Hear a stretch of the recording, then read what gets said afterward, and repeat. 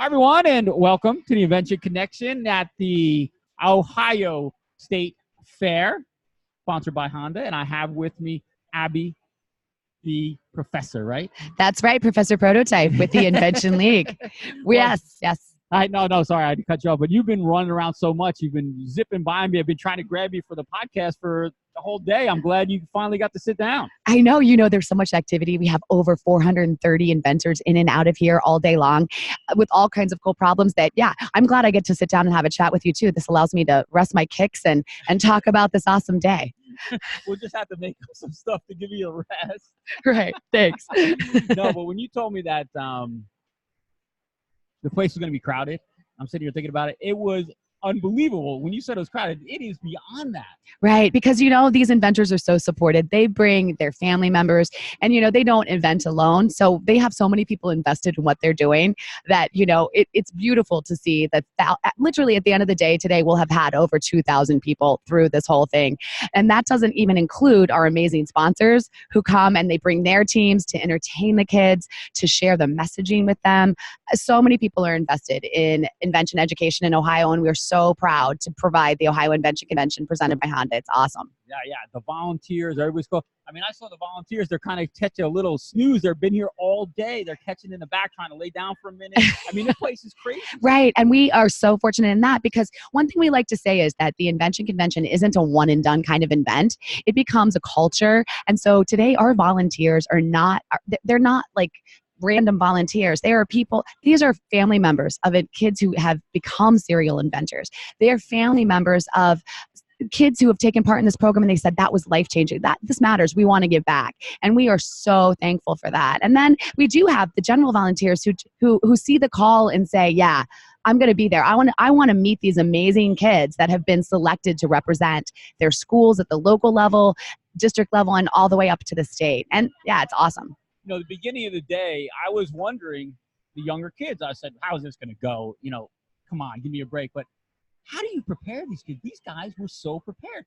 First graders are pitching to me like a 12th grader, like a college student, like a seasoned professional. It was unbelievable. How are you getting this done? I love it that you brought that up, those first graders, because we believe that anyone and everyone can invent, and especially children, because everything is possible in the mind of a child, right?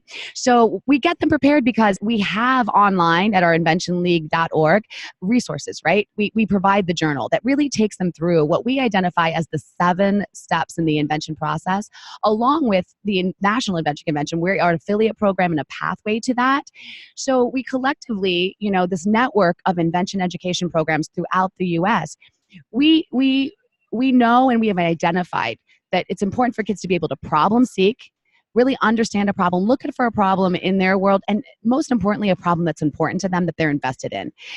Because then they have ownership and they're really curious. We spark that curiosity. We know that young people have these powers in them. And we like to say we activate these powers of invention, like curiosity, creative thinking, critical thinking. So by going through those 7 steps that we provide in the journal, and then also in resources and materials, we feel like they sort of take flight. They go from being a problem seeker to a researcher, to research what's already on the market, to research data, to understand the need for their invention. They go on to be designers because they ideate and dream up ways that they can draw it.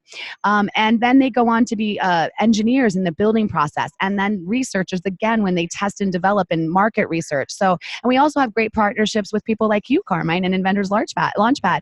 Yeah, because we provide those webinars, right? So today, before these kids came to state, you and I had the opportunity to jump on some calls and say, you guys can keep improving this. An inventor doesn't quit. So we have kids today that were on those calls and looked at their support materials. They looked at their display boards and they said, what can I do? And I think you and I both commented earlier, like we see those results. Like it's so impressive. And even in those early grades, it's like some people were like, our board chair, Jim Bruner came up to me and said, I can't believe like how interesting and how creatively the young kids use data. And so they were listening, they heard that. And that's what our mission is, to really inspire them to dig into this and own it. And you know what? They may not all be inventors, but what they will be are kids that can figure it out, problem solve, power through failure, And that, to me, those are skills that are going to help these kids in any area of life. Certainly, they're not going through their younger years or even college or high school saying, I should have done this or I should have tried that idea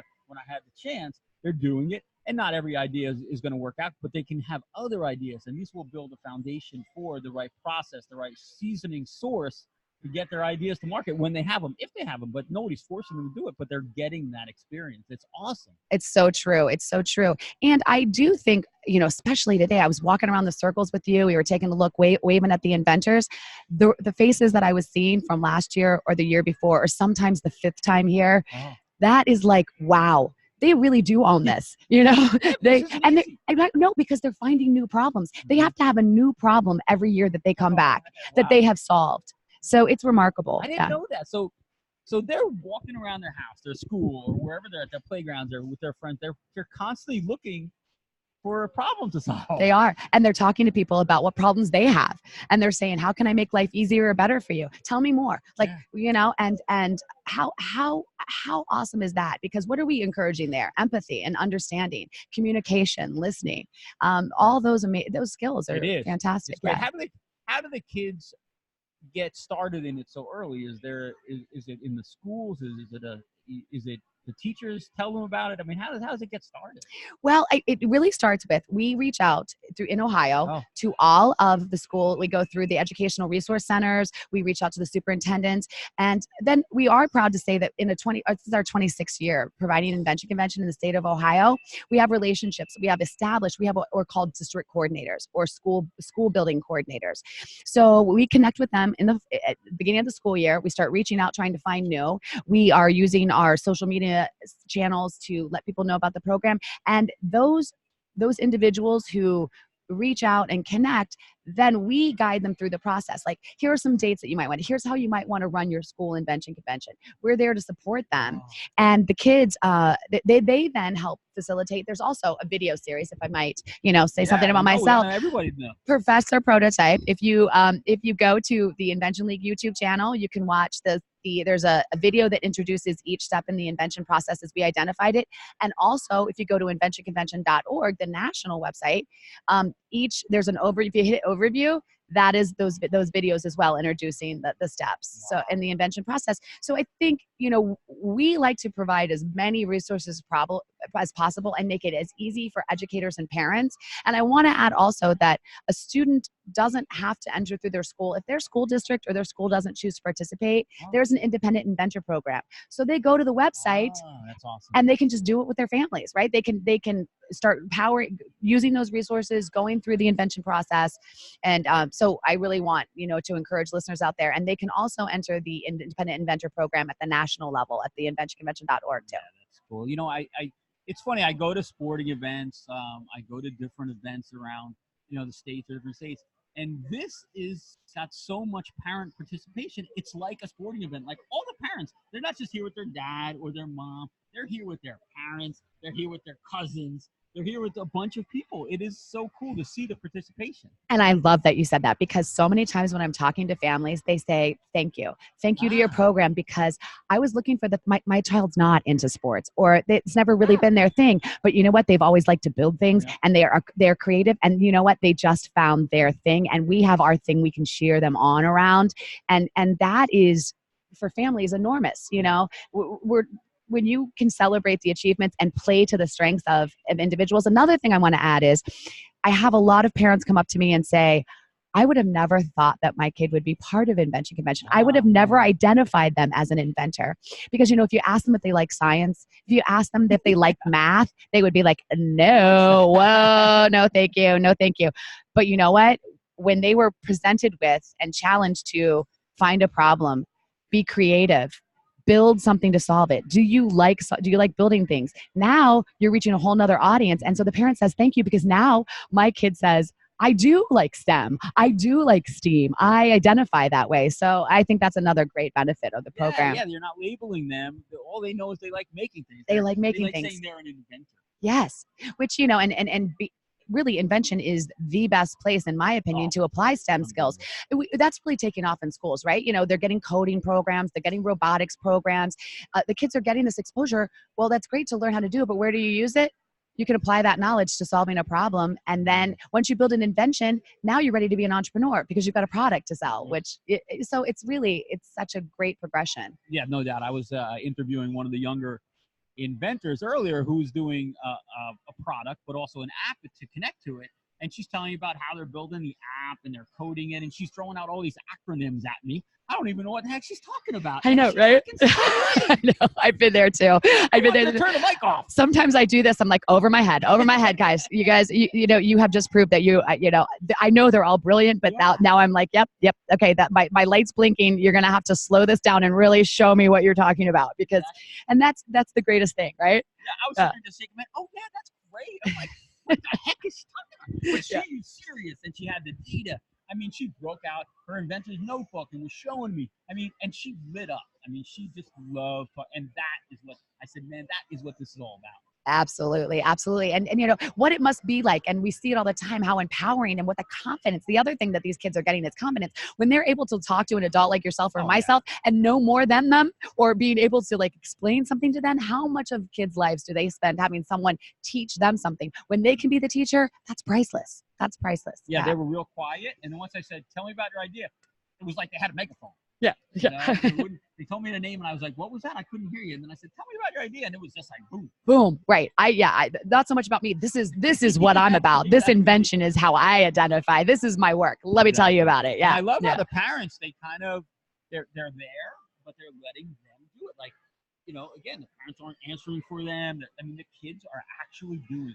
Well, and I think that's what's so important about these judging circles where they present in small groups with 2 evaluators, and they pitch 3-minute pitch to their peers and to those evaluators, because they get to shine on their own. There's nobody else going, well, explain this for them. Tell them about this, Johnny or Jennifer, they are doing it on their own, and that makes them it gives them the confidence to know that they are communicators, that they can tell the story. They're fighting through the problems. They got to answer the questions. Yeah, absolutely. Awesome. So we're gonna get going. I know you're busy, so is there any parting thoughts for some people who might want to join up? I want to say that if you haven't looked at the program, check it out. Check out our website. Also, really realize that invention and innovation is what has driven this culture, this nation, this world forever.